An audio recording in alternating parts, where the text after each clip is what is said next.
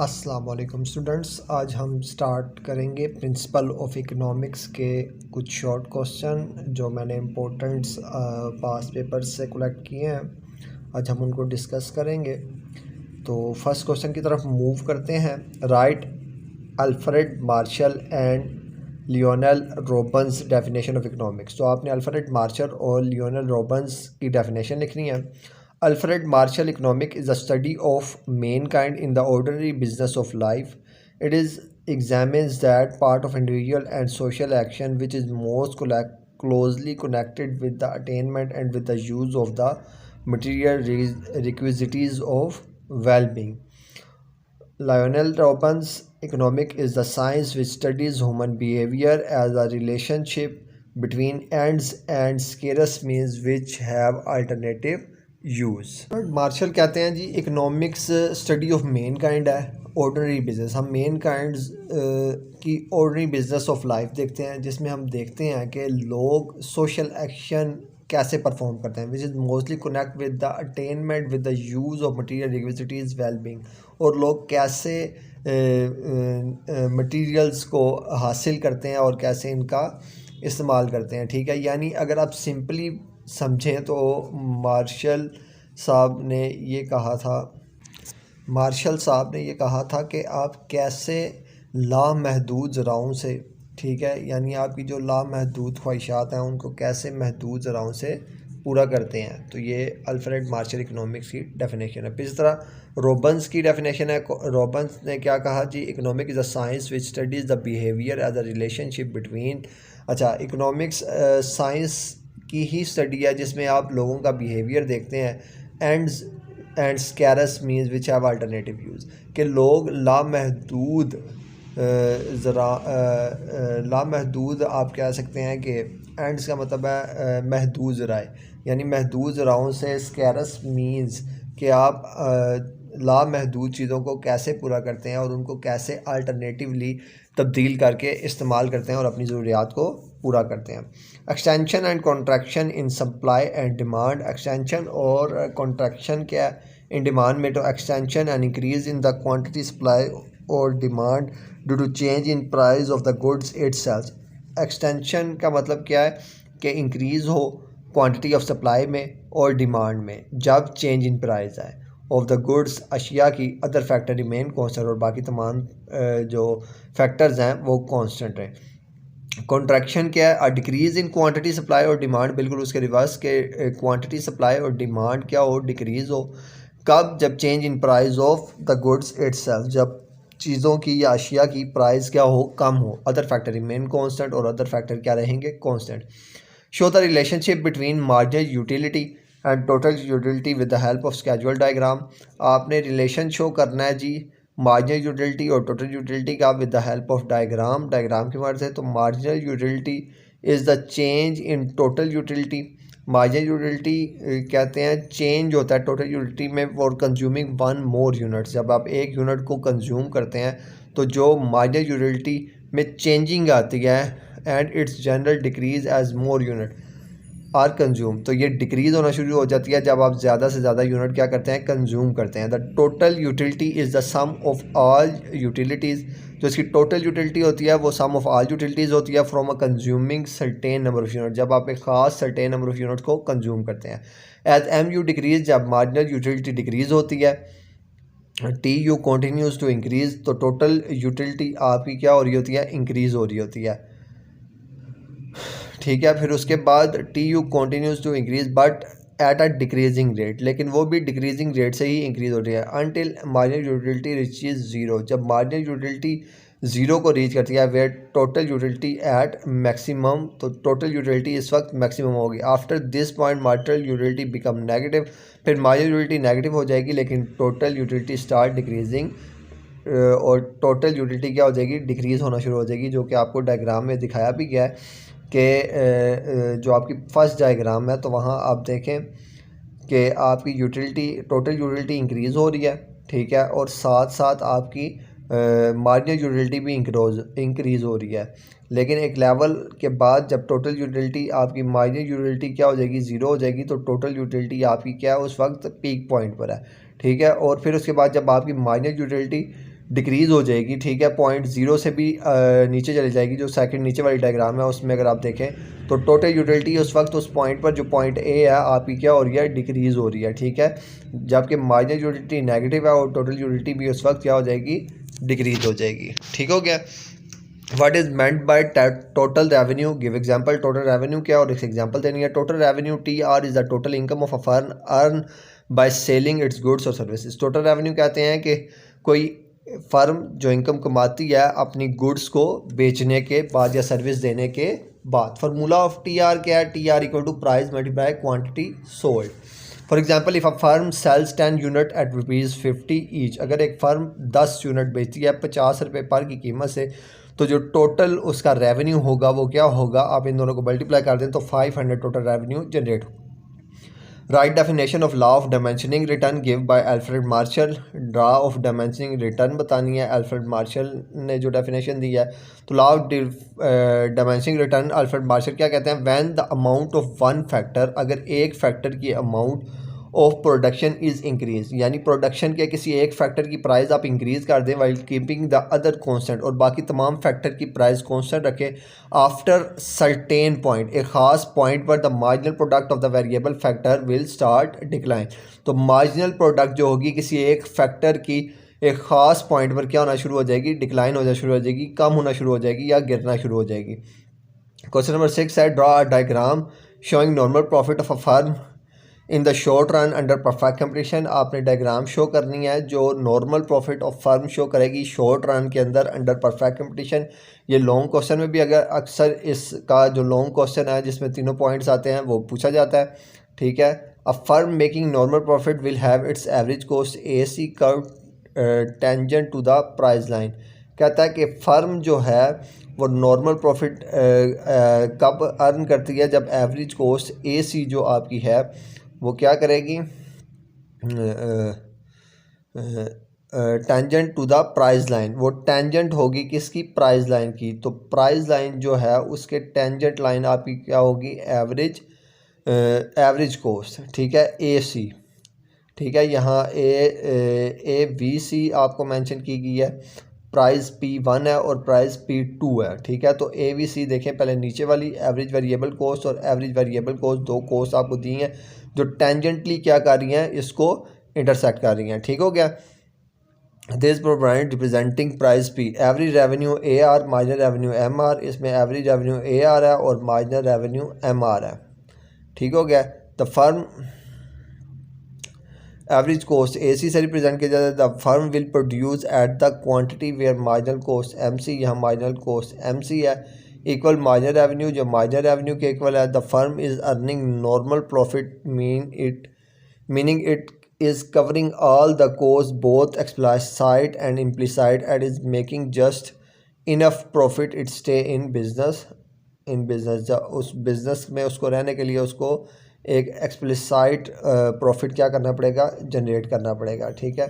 इस डायग्राम के अंदर आपने प्राइस 1 और प्राइस 2 ली है, ठीक है, और जो नीचे है आपकी एक्स एक्सिस है वहाँ हमने क्वांटिटी ली है 1 और 2।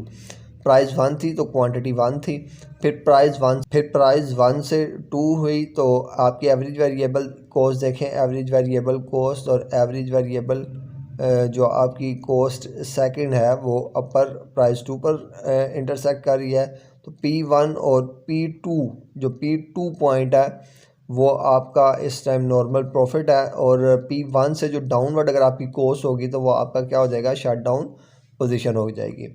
Draw a diagram show super normal profit of a firm in a short run under perfect competition, also write importance of economics। आपने एक डायग्राम शो करनी है जो सुपर नॉर्मल प्रॉफिट को शो करेगी under short run perfect competition में। Super normal profit short run में यहाँ भी आपको प्राइस P1 दी गई है, प्राइस P2 दी गई है, ठीक है, और एवरेज कॉस्ट दी गई है, आपको मार्जिनल कॉस्ट दी गई है। तो लेफ़्ट साइड पर आप देखें कि एवरेज कॉस्ट जो है AC प्राइस 1 पर आपकी जो कॉस्ट है वो डाउनवर्ड से उसको इंटरसेक्ट कर रही है। फिर प्राइस अगर 2 होती है तो जो प्राइस 1 और प्राइस 2 के दरमियान जो आपका डिफरेंस है वो आपका क्या है, सुपर नॉर्मल प्रॉफिट है, ठीक हो गया। फिर इसी तरह नीचे आए, what is meant by land and capital in economics. Land क्या है और कैपिटल क्या है in economics. Land in economics, land refer to all nature resources available for production including soil, minerals, forest, water and climate. Land के अंदर शामिल है वो तमाम नेचर रिसोर्सेज जो प्रोडक्शन जिसमें शामिल है, इंक्लूडिंग सॉइल जिसमें शामिल है, minerals, forest, water and climate. It fix factor of production, ये फिक्स फैक्टर ऑफ प्रोडक्शन होता है, and it's supply is limited, और इसकी जो सप्लाई होती है वो लिमिटेड होती है। फिर capital, capital refer to a man made goods in the production, जबकि जो कैपिटल है वो एक मैन मेड गुड्स होती है इन the production of the goods of other goods and services, दूसरे गुड्स और सर्विसेज के मुकाबले में। इट इंक्लूड्स मशीनरी, इसमें मशीनरी शामिल है, इक्विपमेंट शामिल हैं, बिल्डिंग्स शामिल हैं, टूल शामिल हैं, एंड इंफ्रास्ट्रक्चर शामिल है। Capital enhance productivity and enable economic growth. Right any 4 points of criticism made on marginal productive theory of distribution. 4 आपने पॉइंट बताने हैं जो क्रिटिसाइज करते हैं marginal productive theory of distribution को। It assume prefer perfect competition which rarely exist in reality, ये depend करती है परफेक्ट कंपटीशन पर जो बहुत कम इन द रियल लाइफ में मौजूद होती है। It is difficult to measure the marginal product of each factor of production accurately, और marginal product of each factor को मेजर करना बहुत मुश्किल है। फिर उसके बाद it ignores the role of bargaining power and institution factor in determining factors of payment, ये इग्नोर करती है बारगेनिंग पावर्स को और इंस्टीट्यूशनल फैक्टर्स को डिटरमाइनिंग फैक्टर पेमेंट्स को। फिर it may not apply to all types of factor, ये हर टाइप ऑफ फैक्टर पे अप्लाई नहीं हो सकती जैसा कि इंटरप्रेन्योर है। नेशनल इनकम क्या है और शो आपने करना है जी circular flow of national income with the help of diagram. National income is the total value of goods and services produce by an economy during a specific period usually a year. National income आप कहते हैं कि जो total value of goods और services produce करती है by an economy during the specific period, एक ख़ास पीरियड के अंदर, यूजुअली आ ईयर, वो एक साल भी हो सकता है। It is a measure of the overall economy activity as well being of a country, किसी कंट्री के लोग एक ओवरऑल टाइम पीरियड के अंदर यानी एक ईयर के अंदर कितना क्या करते हैं, जनरेट करते हैं गुड्स को, सर्विसेज को प्रोड्यूस करते हैं, उसको आप क्या कहेंगे कि ये उसकी नेशनल इनकम है। Circular flow of national income क्या है, डायग्राम की मदद से हम देखते हैं। तो circular flow of goods and services जो स्पेंड्स की जाती हैं, फिर हाउस होल्ड्स, फिर factor of payments, factor of services और फिर फर्म्स, ठीक है। तो ये एक सर्कल है जो क्या होता है, circular flow of national income. Draw 2 circles representing house hold and firms.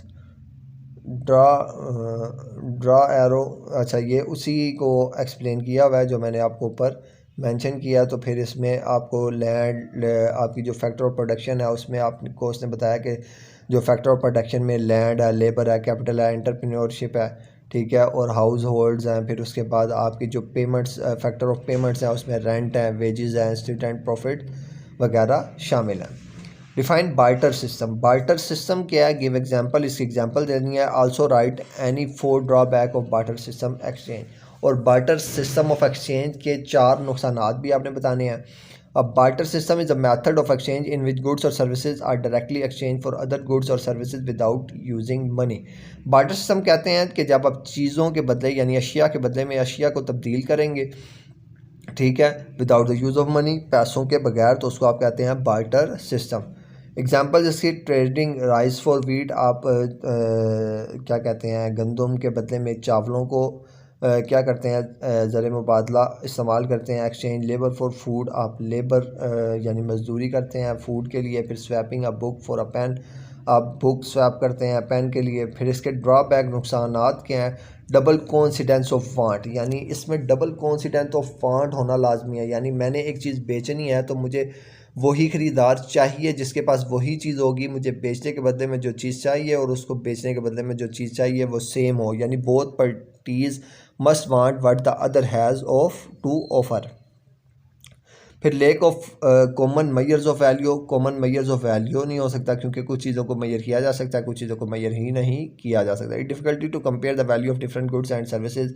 फिर डिफिकल्ट इन स्टोरिंग वैल्यूज़, आप स्टोर नहीं कर सकते value, some goods and perishable और difficult to store for future exchange problem of divisibility. फिर divisibility की बहुत ज़्यादा प्रॉब्लम थी। Some goods can not be easily divide into small units, जैसे आपकी काऊ वगैरह हो गई।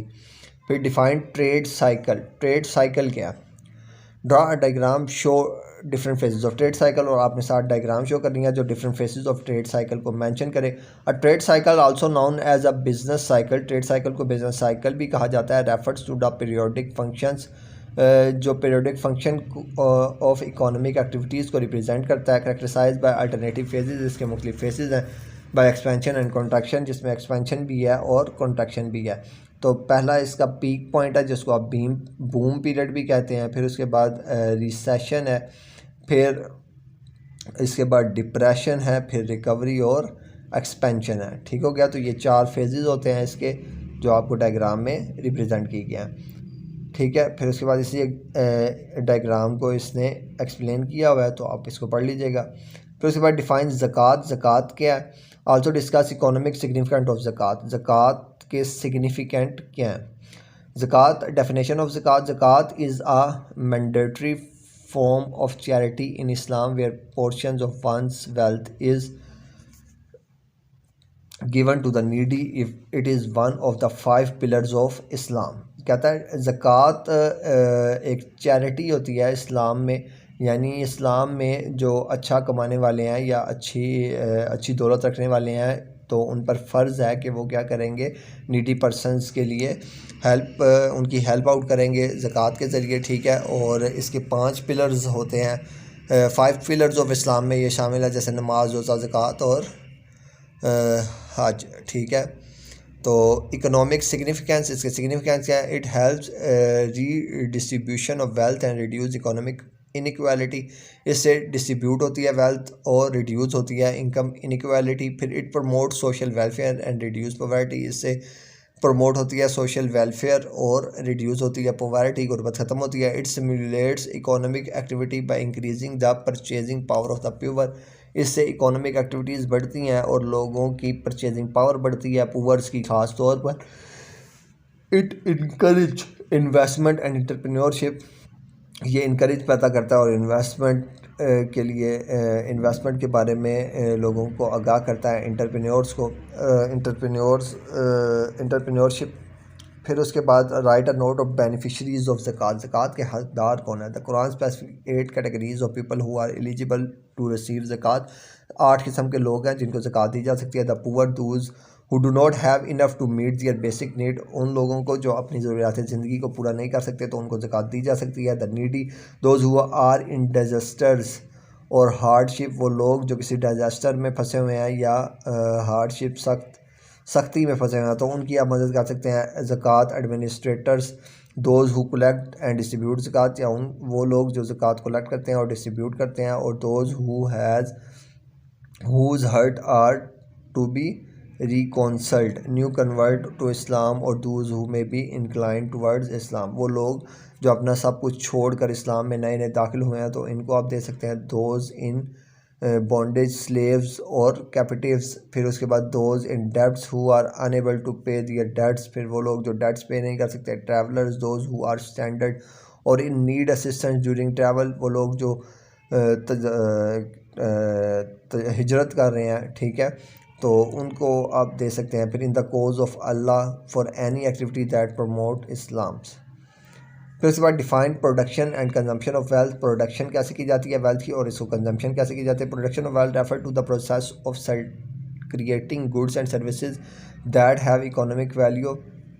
प्रोडक्शन ऑफ वेल्थ का मतलब है कि आप वो तरीका जिससे आप गुड्स और सर्विसेज को क्या करते हैं, क्रिएट करते हैं। और कंजम्पशन ऑफ वेल्थ का मतलब यह है कि आप गुड्स और सर्विसेज को satisfied needs and wants, goods और सर्विस का इस्तेमाल करते हैं नीड्स और वांट्स को पूरा करने के लिए। Both are essential components of economic activity. ये बहुत ज़रूरी और एसेंशियल कंपोनेंट्स हैं इकोनॉमिक एक्टिविटी के। Calculate the elasticity of demand and are elasticity of formula.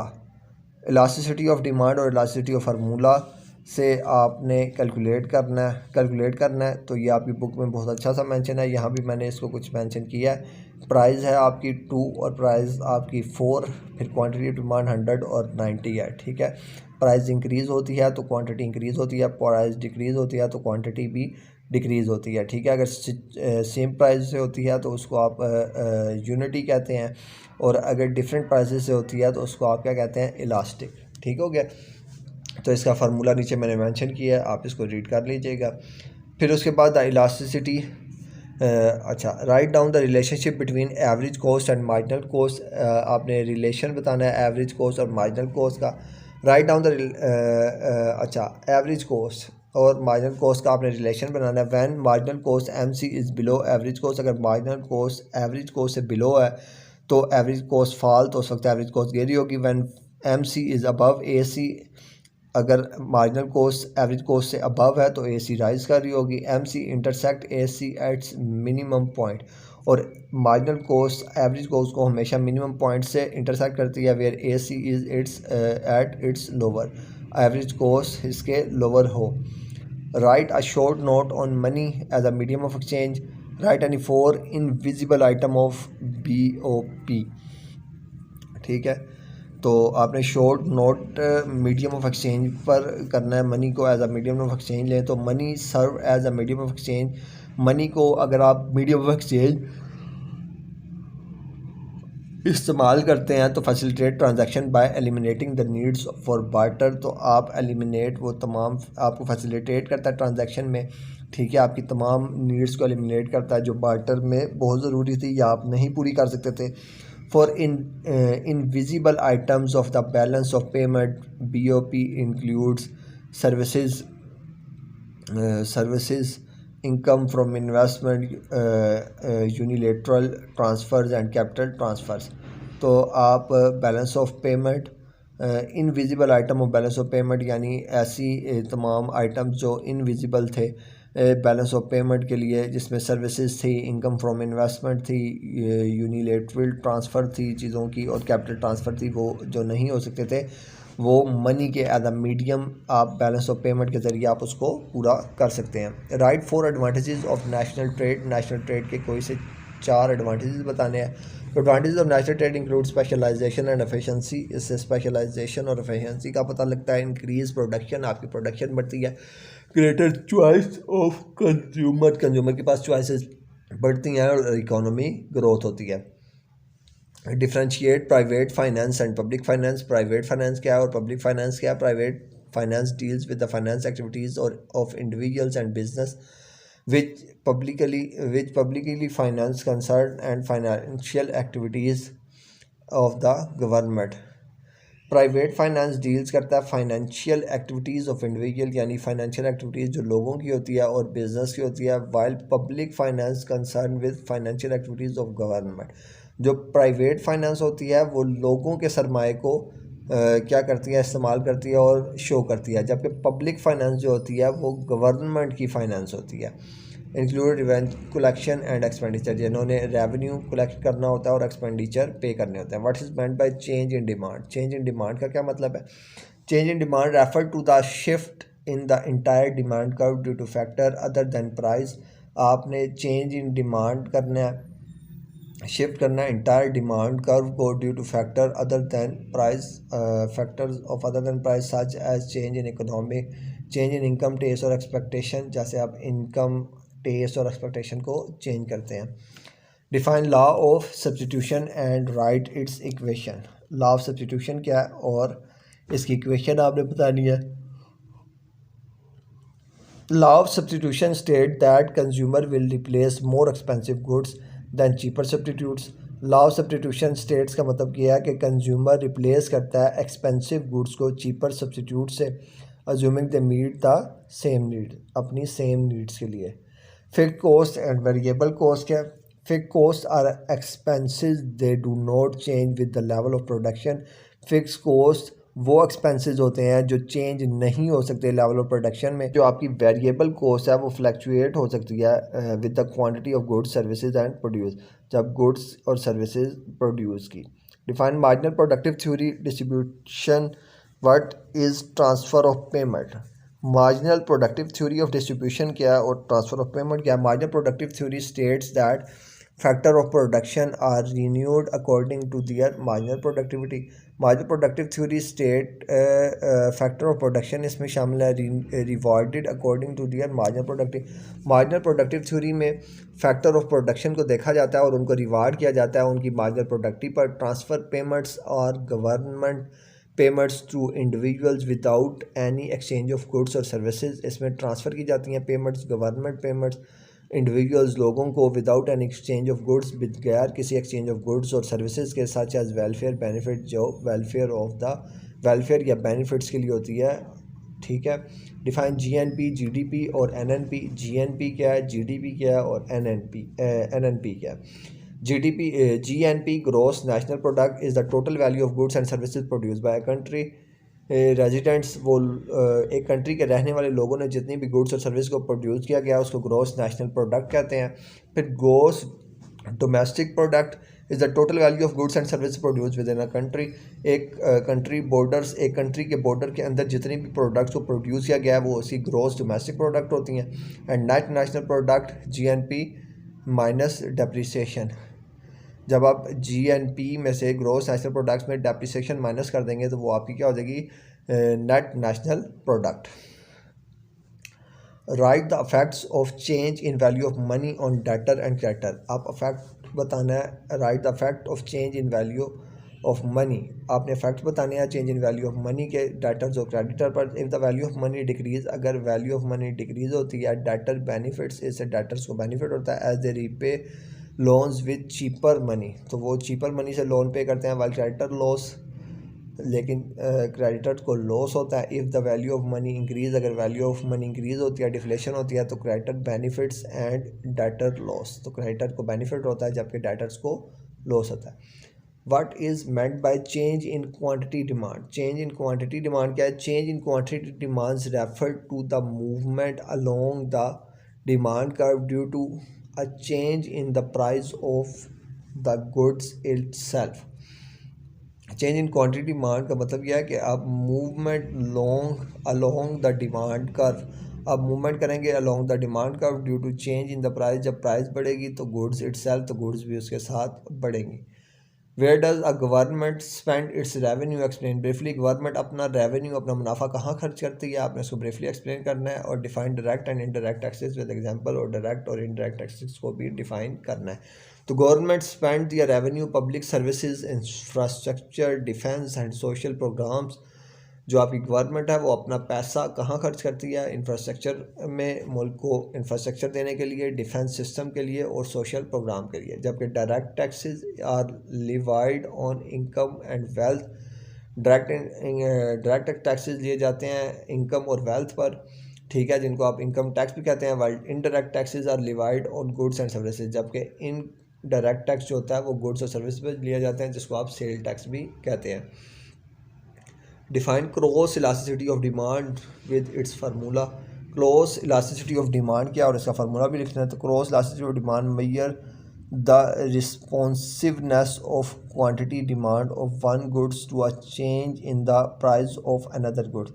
Cross elasticity of demand कहते हैं जब responsiveness quantity demand of one good, जब एक quantity demand of one good change होती है the price of another good, किसी दूसरी goods की प्राइस से। फार्मूला क्रॉस इलास्टिसिटी इक्वल होती है percentage change in the quantity demand of a goods, divide करेंगे percentage change the price of change in price of percentage change in price of good b. Show the AR and MR curves under perfect competition in a diagram and briefly explain its relation। Show आपने करना है average revenue और marginal revenue curve को under perfect competition in a diagram and briefly explain करना है इसके relation को। In perfect competition both the average revenue AR and marginal revenue MR curves are horizontal. Perfect competition के अंदर आपकी average revenue और marginal revenue horizontally form में होती है एट द मार्केट प्राइस पर। This because firm are price taker and can sell any quantity eight the market price. तो इसमें जो आपकी फर्म होती है वो प्राइस टेकर होती है और आप चीज़ों को, क्वांटिटी को किसी भी मार्केट प्राइस पर किसी भी वक्त सेल कर सकते हैं। डायग्राम इसकी शो की गई आपको। Output in unit price equal होती है एवरेज रेवेन्यू और एवरेज रेवेन्यू इक्वल होता है मार्जिनल रेवेन्यू। तो ये हॉरिजॉन्टल आपको शो की गई है। ठीक हो गया। रेवेन्यू आपकी फ़िक्स होती है, एक फ़िक्स अमाउंट पर आप चीज़ों को क्या कर रहे होते हैं, फ़रोख्त कर रहे होते हैं। Difference between market price and normal price. Market price और नॉर्मल प्राइस में क्या फ़र्क है? Market price is the price prevailing in the market at a particular time influenced by short term factor। Market price वो price होती है जो market के अंदर एक शॉर्ट टाइम पीरियड के लिए फैली हुई होती है, और normal price is the price that tends to prevail in the long run determined by the cost of production. Normal price वो प्राइस होती है जो लॉन्ग रन के लिए मार्केट के अंदर मौजूद होती है, और इस कॉस्ट ऑफ प्रोडक्शन इसको क्या करता है, इस प्राइस को अरेंज करता है। तो इसको आप क्या कहते हैं कि ये आपकी क्या है, नॉर्मल प्राइस है। How can average fix cost AFC be calculated. तो आप एवरेज फिक्स कॉस्ट को कैसे कैलकुलेट कर सकते हैं? Average fix cost AFC is calculated by dividing total fix cost. आप टोटल फिक्स कॉस्ट से डिवाइड करेंगे एवरेज वेरिएबल कॉस्ट को by the quantity of output. Quantity of output से तो आपके पास एवरेज फिक्स कॉस्ट निकलेगी, यानी TFC टोटल फिक्स कॉस्ट को आप डिवाइड करेंगे क्वांटिटी ऑफ आउटपुट से, तो आपके पास एवरेज फिक्स कॉस्ट निकल आएगी। Differentiates in the measurement of national income. आप नेशनल इनकम को कैसे मेजर कर सकते हैं? Difficulties in the measurement of national income. क्या आपके पास डिफ़िकल्टीज़ आती हैं नेशनल इनकम को मेजर करने के लिए? Difficulties in measuring national income includes the problem of double counting, valuation of non-marketed goods and services and the informal economy। जो difficulties आती हैं नेशनल इनकम के लिए वो ये है कि आप डबल काउंटिंग करनी पड़ती है, वैल्यूएशन करनी पड़ती है नॉन मार्केटेड गुड्स जो आपकी मार्केट की गुड्स नहीं हैं और सर्विसेज नहीं हैं, and the informal economy. Wage और रेंट क्या है? Wage is the payment of labour services. जो लेबर्स होते हैं उनको सर्विसेज के जो पैसे दिए जाते हैं उनको वेजेस कहते हैं। While rent is the payment for the use of land और प्रॉपर्टी। जबकि रेंट जो होता है वो किसी की प्रॉपर्टी या लैंड को इस्तेमाल करने के लिए जो पैसा दिया जाता है उसको आप क्या कहते हैं कि ये क्या है, rent. Define complementary goods and Giffen goods. तो complementary goods are use together easy cards and gasolines. Complementary goods वो होती हैं जो आप यूज़ कर सकते हैं टुगेदर से इकट्ठे, जैसे कार्स और gasolines. Giffen goods are rare exception. Giffen goods वो होती हैं जो रेयर होती हैं to the law of demand. Law of demand के मुताबिक वे demand increase as price increase. जब डिमांड बढ़ेगी तो प्राइस इंक्रीज होगी। Typically for very low income consumer with few substitution. जैसे लो इनकम के लोग हैं, कंज्यूमर्स हैं, फ्यू सब्सटीट्यूट्स उसमें शामिल हैं। Define marginal cost and marginal revenue. Marginal cost और मार्जिनल रेवेन्यू क्या होता है? Marginal cost is a change in the total cost that arise when the quantity produce is incremented by 1 unit. Marginal cost वो change होता है total cost का जो arise किया जाता है जब quantity when the quantity produce, जब किसी क्वांटिटी को प्रोड्यूस किया जाता है increment by 1 unit, 1 unit increase होने से। और marginal revenue is the addition revenue that will be generated by increasing product sale by 1 unit. Marginal revenue वो रेवेन्यू होता है जो एडिशनल रेवेन्यू को जनरेट किया जाता है इंक्रीजिंग प्रोडक्ट बढ़ाने से और सेल करने से 1 यूनिट के। Write any 4 assumption of marginal productive theory. 4 assumption आपने लिखनी है मार्जिनल प्रोडक्टिव थ्योरी की। Firms aim to maximise profit. Firm का मकसद होता है प्रॉफिट को मैक्सिमाइज करना। Perfect competition exist in both production and factor market.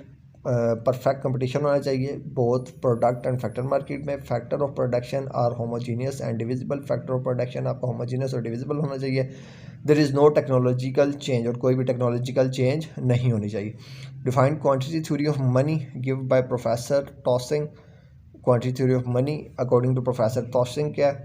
The quantity theory of money state that change in the money supply direct influence the price level. Quantity theory of money कि आप state के अंदर change करेंगे money supply को, directly influence the price level, directly उसके price level को देखें। In other words if the amount of money in an economy double, अगर आपकी अमाउंट ऑफ मनी डबल कर दी जाए economy, price level will also double, तो आपकी प्राइस भी डबल हो जाएगी। Assuming all the other factors remain constant, बाकी कांस्टेंट आपको रखने पड़ेंगे तमाम के तमाम factor. Differentiate between balance of payment and balance of trade. Balance of payment और बैलेंस ऑफ ट्रेड का क्या मतलब है? Balance of payment BOP is a comprehensive record of all economic transaction. Balance of payment all जो आपकी economic activities होती हैं उनका रिकॉर्ड होता है between resident of a country, एक रेजिडेंट ऑफ कंट्री का, and the rest of the world over a period of time, एक ख़ास पीरियड ऑफ टाइम के अंदर। Balance of trade BOT is the difference between the value of country export and the value of import of a given period. एक खास given period के अंदर जो आप इंपोर्ट और एक्सपोर्ट करते हैं उसको आप क्या कहते हैं, balance of trade. Write a short note on उशर, what is point of satiety. उशर क्या है और what is point of satiety क्या है। उशर is a religious levy in Islam on agriculture produce. Agriculture produce पर एक ख़ास अमाउंट जो आप पे करते हैं उसको आप क्या कहते हैं, उशर। The point satiety refer to the level of consumption where additional intake provides on additional satisfaction. जबकि सैटिटी का मतलब ये है कि आप level of consumption where addition, जब लेवल ऑफ कंजप्शन में आप एडिशन करेंगे, इनटेक प्रोवाइड एडिशनल सेटिस्फेक्शन, तो आपको एडिशनल सेटिस्फेक्शन मिलेंगी, तो उसको आप क्या कहेंगे, satiety. What is meant by change in demand. Change in demand का क्या मतलब है। Change in demand refer to a shift in the entire demand curve due to a factor other than price. चेंज इन डिमांड का मतलब यह है कि आप शिफ्ट करेंगे इंटायर डिमांड कर्व को ड्यू टू फैक्टर्स, किसी फैक्टर्स की वजह से, अदर दैन प्राइस, वो फैक्टर प्राइस के अलावा होना चाहिए। Such as change in income, change income बढ़ाने से, टेस्ट या एक्सपेक्टेशन बढ़ाने से, तो उसको आप क्या कहेंगे, change in demand. Students, video क्योंकि काफ़ी लंबी हो चुकी है तो हम इसको डिस्कस करेंगे अगले पोर्शन में, इसकी सेकंड पार्ट में, ताकि वीडियो बहुत ज़्यादा लेंथी ना हो और आपको मुश्किल भी पेश ना आए। तो मिलते हैं नई वीडियो में, तब तक के लिए अल्लाह हाफिज़।